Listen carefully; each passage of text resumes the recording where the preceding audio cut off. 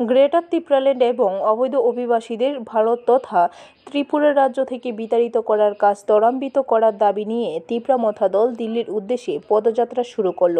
ত্রিপুরা রাজ্যের রাজধানী আগরতলা থেকে পদযাত্রা করে দিল্লির উদ্দেশ্যে রওনা দিল তিপ্রামথা দলের কর্মী এবং তাদের যুব সংগঠনের সদস্যরা।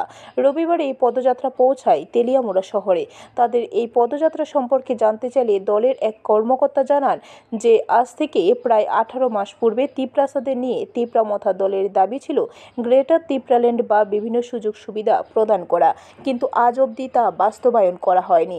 এছাড়াও কেন্দ্রীয় সরকার দেশে বসবাসরত অবৈধ অভিবাসীদের বিতাড়িত করার যে মেমোরেন্ডাম বের করেছিল ত্রিপুরা রাজ্যে, তার বাস্তবায়নে কোনো পদক্ষেপ নেওয়া হচ্ছে না।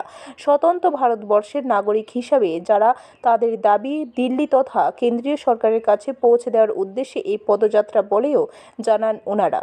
তিপ্রামথা দলের নেতৃত্ব ছাড়াও এই পদযাত্রায় উপস্থিত রয়েছে 11 মহারানী কেন্দ্রের ওয়াইটিএফ-এর ব্লক সভাপতি মহেন্দ্র দেববর্মা সহ অন্যান্যরা।